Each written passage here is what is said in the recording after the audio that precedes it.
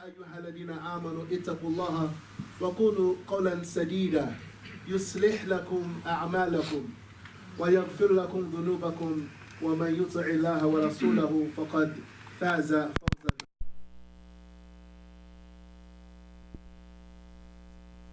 To God. Ya ibadallah, O servants of Allah, we thank Allah Ta'ala for another day, for another Yawm al-Jumu'ah in this month of Jumadatul.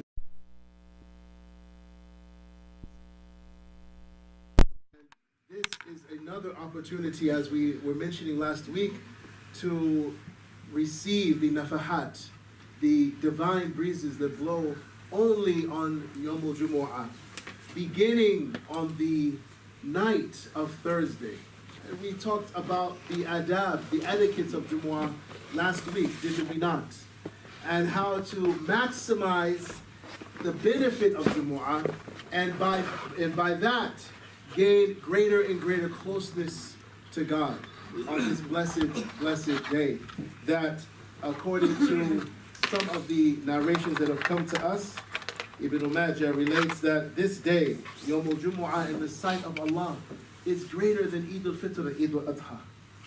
So we should not underestimate or belittle this day. And once we begin as a community, not just as individuals, alhamdulillah, you are all here,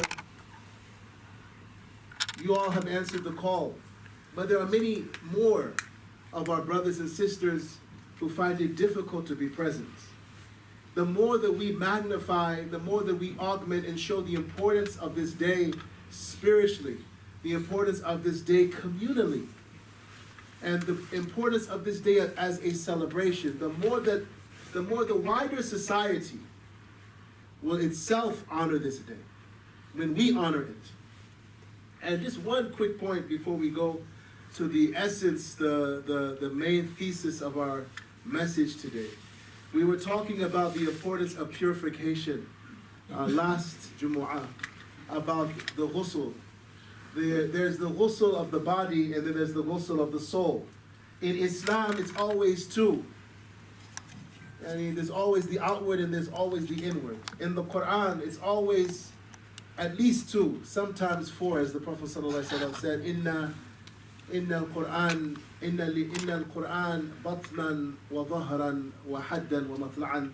Indeed, the Quran has an inner reality and an outward reality. It has a boundary, a limit, and it has a point of rising, a point of ascension. May Allah give us understanding and realization of these words of the blessed Prophet Muhammad sallallahu alaihi wasallam. But just a point about the ghusl, because many of you have been asking me questions about it, and the point is this: there is a minimum way to do everything. There's a minimum. And I love for you what I love for myself. I don't want you to do the minimum, I want you to do the maximum as much as you're able. Rasulullah sallallahu alaihi wasallam, he gave us a minimum and he gave us a maximum. The very limit of ghusl is that you, of course, drench your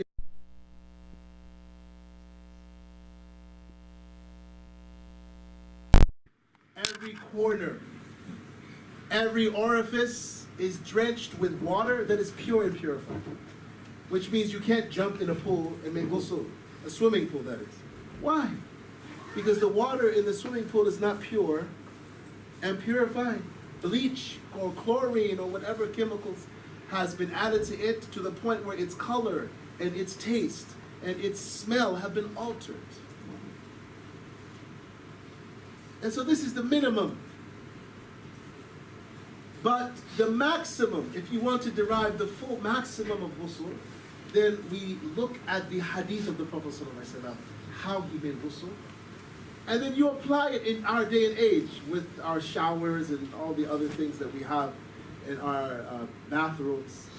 We apply it as best we can. But you look at how he performed ghusl. He, first of all, removed impurities from his body with water that's pure and purified. And then he performed wudu, lustration, some scholars call it, which is a good translation because it shows the connection between the cleansing of wudu and the radiance, the light that comes from the wudu. Because the word wudu is related to daw, to light.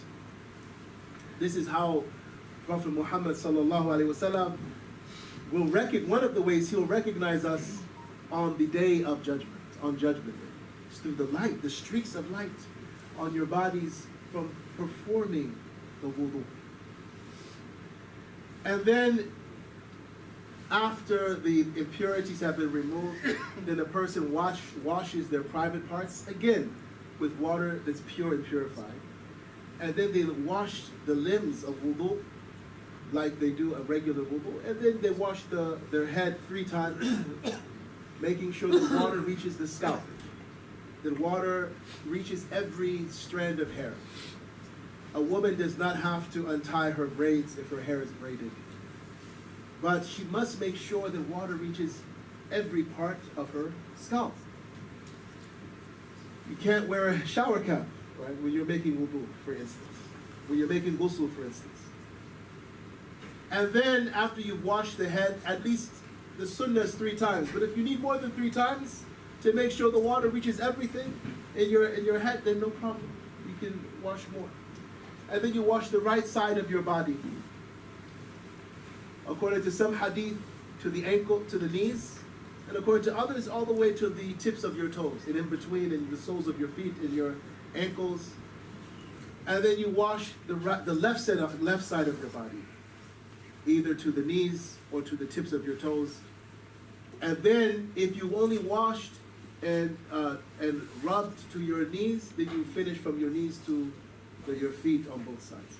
And then this is the ghusl, making sure that you reach the back, that the water reaches the back, and it is sunnah, and in some schools it is actually obligatory to make sure that you not only pour water, but you also have delk, or rubbing, what they call delk, or passing the hand over the body. This is also very simple. And so my encouragement is for us to do the maximum. And when you're making ghusl with the water, you should be also making ghusl of your heart.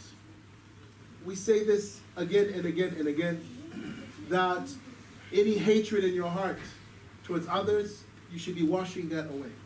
Asking Allah to wash it away. If there's jealousy, if there is showing off, if there is anger, if there is any quality that Allah Ta'ala does not love, arrogance, stinginess, greed, desire for this world, materialism, racism, tribalism, ageism, all of these isms, we should be asking Allah to wash that from our hearts while we're making ghusl as well. And another thing that I like to do, and we've talked about this before, is that to multiply the intentions. So you make intention for ghusl, but you not just for the ghusl of Jumu'ah, for instance, if you're getting ready for Jumu'ah, or if you are making ghusl of janaba, from major ritual impurity, then you should also make the intention for ghusl of tawbah. That you're repenting to Allah Ta'ala from all the wrongs that you have done, either wrongs between you and Allah or between you and the creatures of Allah Subhanahu wa Ta'ala. This is how we should gather always our ritual with what is spiritual. The true Muslim, the real Muslim, joins between the ritual and the spiritual. Between the badan and between the ruh and the nafs and the qalb. The last thing I want to say about the adab of Jumu'ah is this. That this is a day we should recite Surah Al-Kahf. This is a day we should reflect on Surah Al-Kahf. The chapter of the cave, the 18th chapter. It has about 6 sections. 6 major sections with themes that revolve around focusing ultimately on the hereafter and using this world. You focus on this world, on the next world, but you work in this world. We're not monks and nuns. There's no monasticism in Islam. Our monasticism is our striving for the pleasure of God. That is our monasticism. It is not secluding ourselves away from the world. The Muslim has a family. The Muslim buys and sells in the marketplace. The Muslim works a job.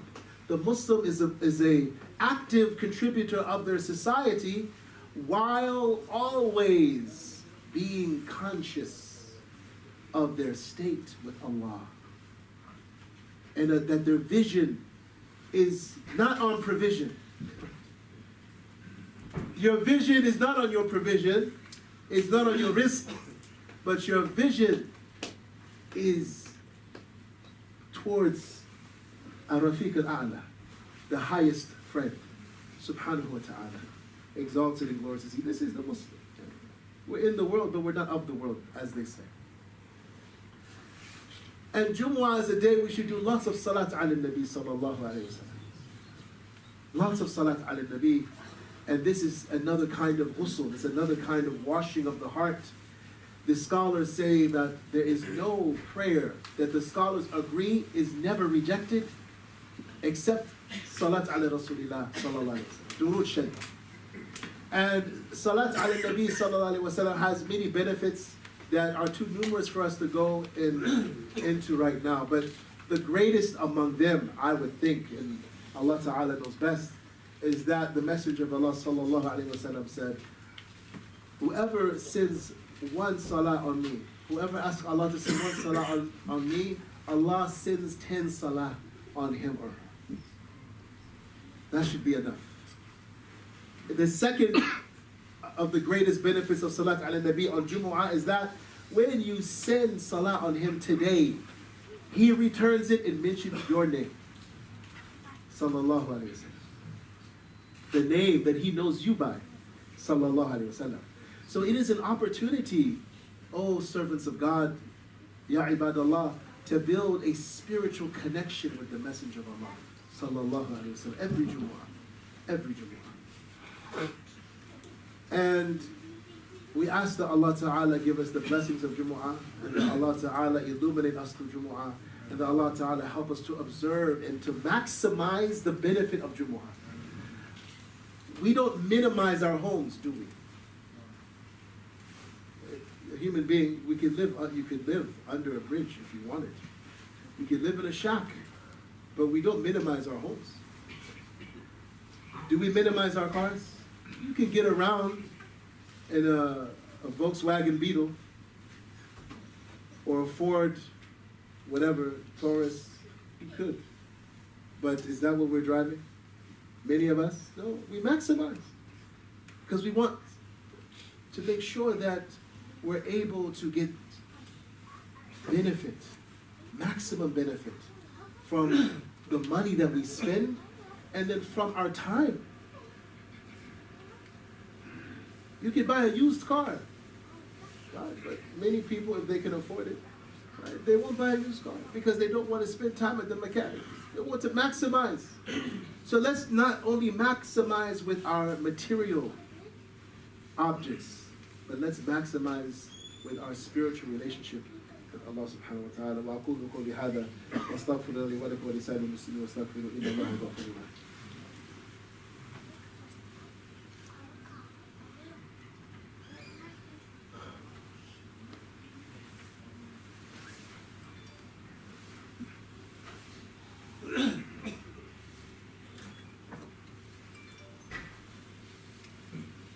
Please move forward. We have lots of room. There are more brothers coming in. Alhamdulillah, thumma alhamdulillah, nahmaduhu wa nasta'inuhu wa nastaghfiruh. Wa na'udhu billahi min shururi anfusina wa min sayyiati a'malina. Nashhadu an la ilaha illallah wahdahu la sharika lah. Wa nashhadu anna sayyidina wa mawlana wa habibina Muhammadin abduhu wa rasuluh wa safiyyuhu wa khaliluh. In Surah Rum, al-ayah, Allah subhanahu wa ta'ala says, بعد أعوذ بالله من الشيطان الرجيم ومن آياته, and from his proofs, from his messages, أن خلقكم من تراب ثم إذا أنتم بشر تنتشرون. From his proofs is that he creates you from dirt, from soil, And then you all, it's plural, and then you all are bashar. You are an innocent, pure human being. Dispersed. Dispersing. Tantashirun is, it's in the present. It's like moving out, spreading out.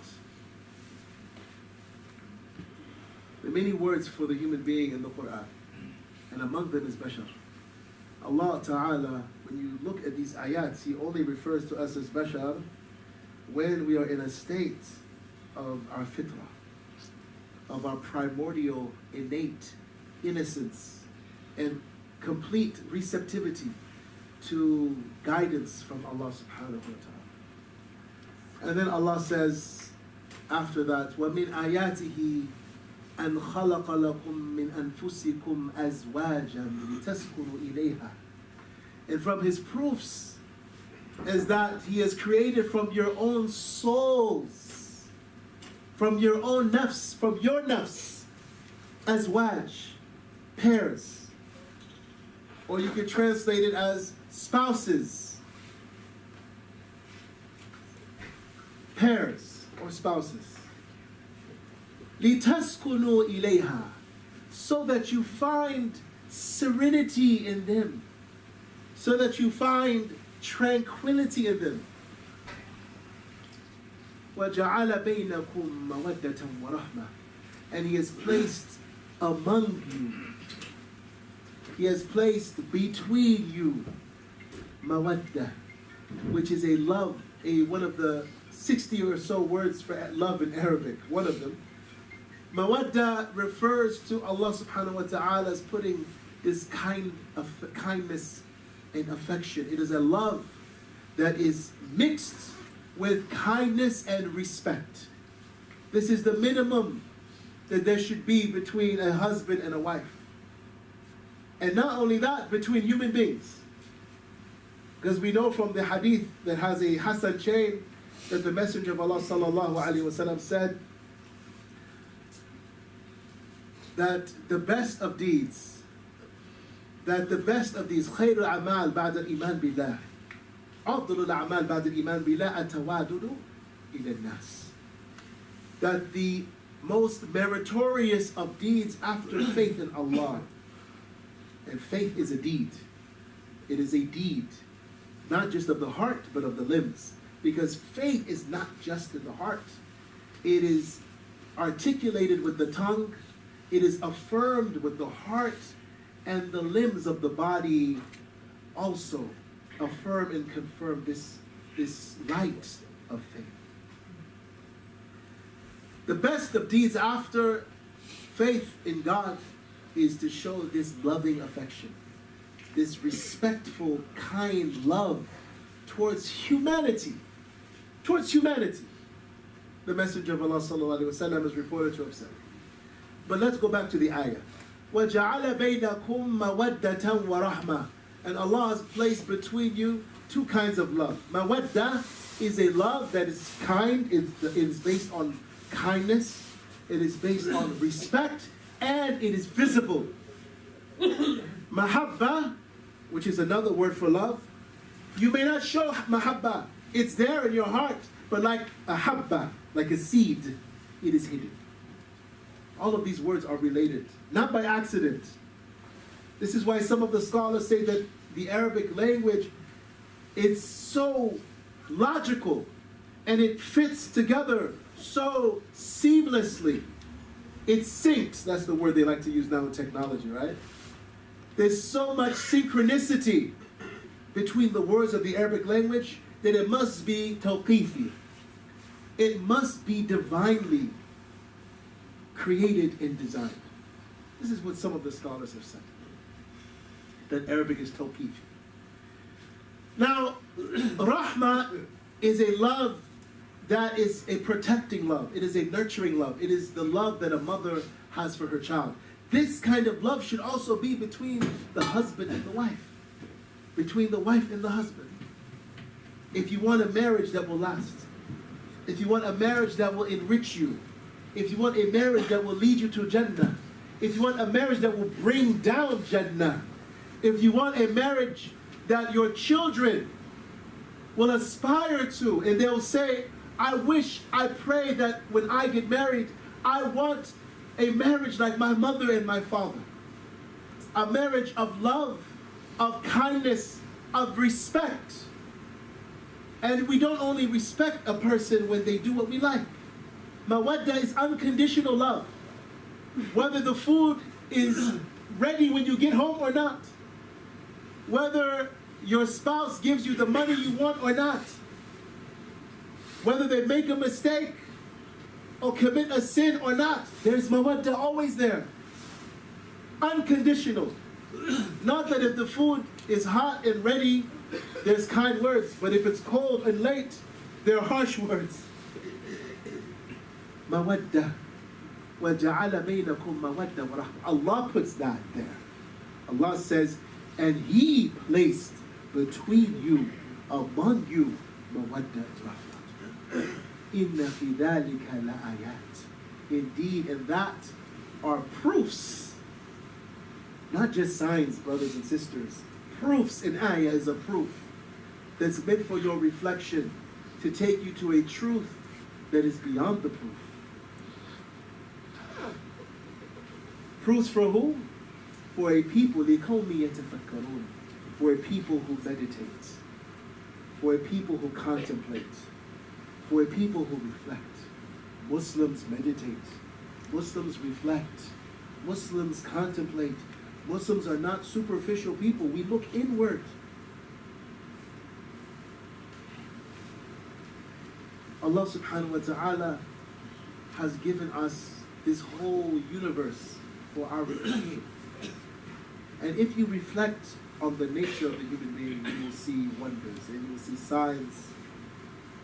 لَوْ لَمْ يَتَفَكَّرُونَ فِي أَنفُسِهِمْ. Allah says towards the beginning of the room, would they not just reflect within their own souls? Allah says this.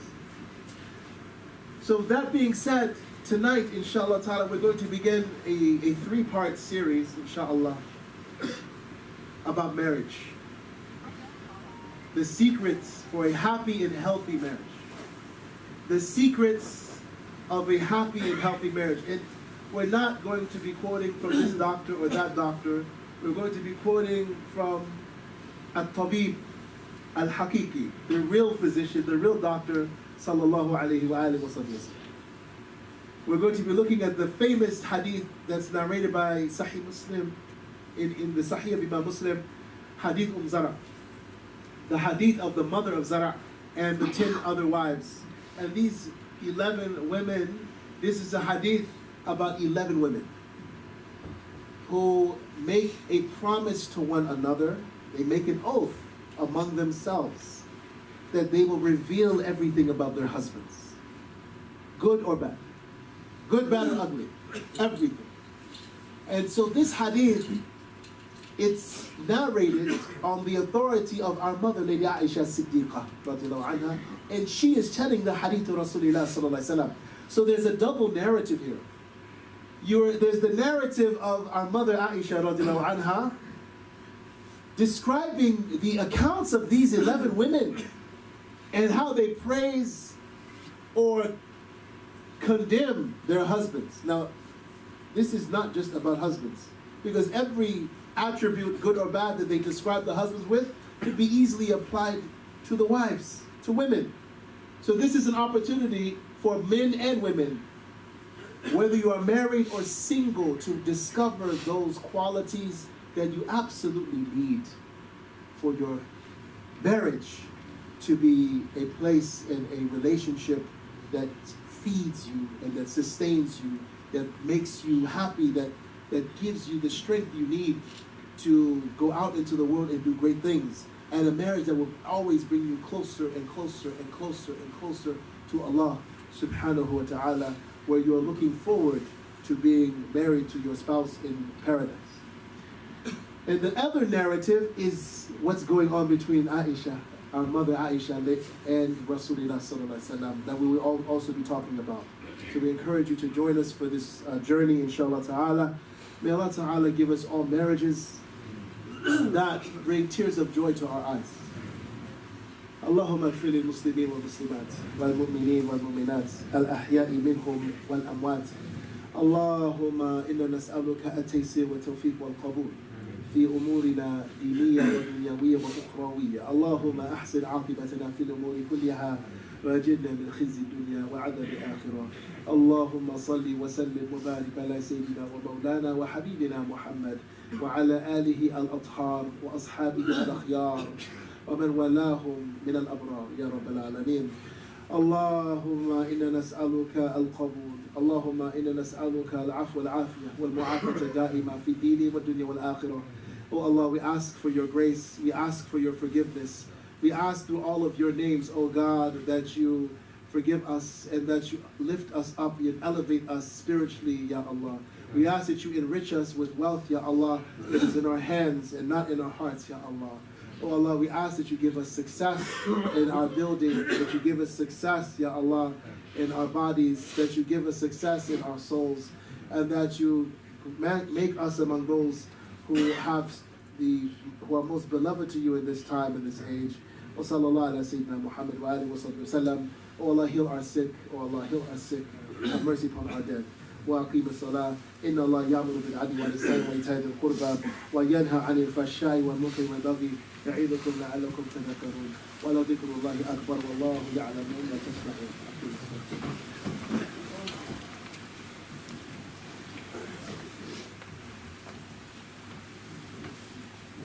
الله أكبر الله أكبر أشهد أن لا إله إلا الله أشهد أن محمدا رسول الله حي على الصلاة حي على الفلاح قد قامت الصلاة قد قامت الصلاة الله أكبر لا إله إلا الله.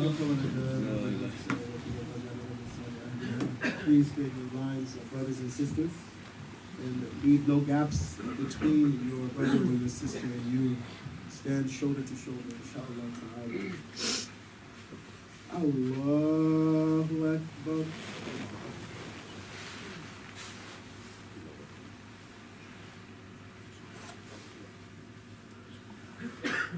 Bismillahir Rahmanir Rahim. Alhamdulillahi Rabbil Alameen. Ar-Rahmanir Rahim. Maliki Yawmiddin.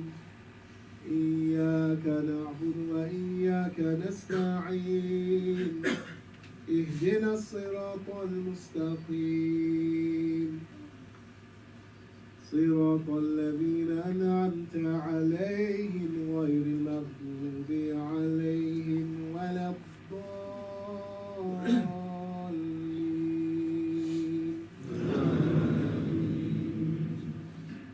بسم الله الرحمن الرحيم. إذا جاء نصر الله والفتح ورأيت الناس يدخلون في دين الله أفواجا فسبح بحمد ربك واستغفره إنه كان توابا. الله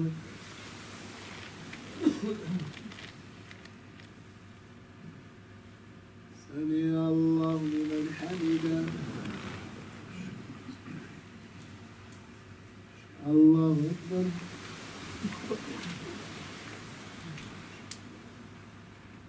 الله أكبر.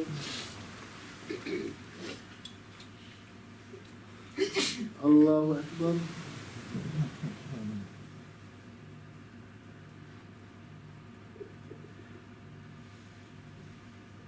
الله أكبر.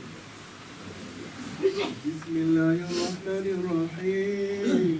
الحمد لله رب العالمين الرحمن الرحيم مالك يوم الدين إياك نعبد وإياك نستعين اهدنا الصراط المستقيم صراط الذين أنعمت عليهم غير المغضوب عليهم ولا الضالين.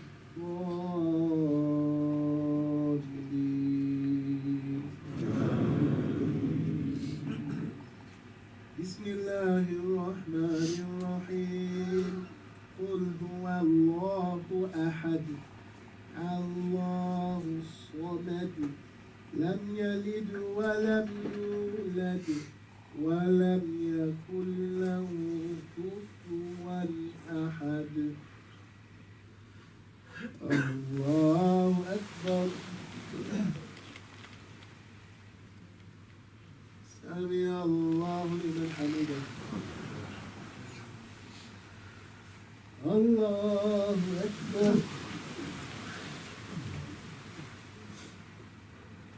الله أكبر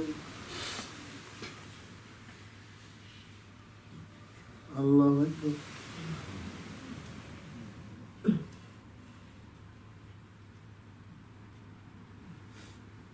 الله أكبر